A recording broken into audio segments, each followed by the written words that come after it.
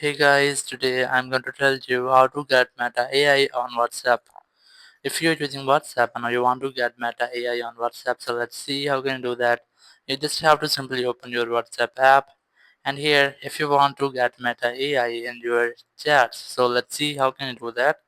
You just have to simply tab on this colored circle, just tap on it, and it will open Meta AI. Here you just have to enter any message. For example, I'm going to enter this one.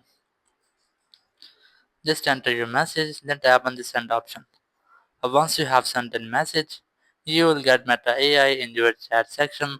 Now you can easily use your Meta AI. You can easily generate your pictures using Meta AI because Meta AI is with Llama 4 version.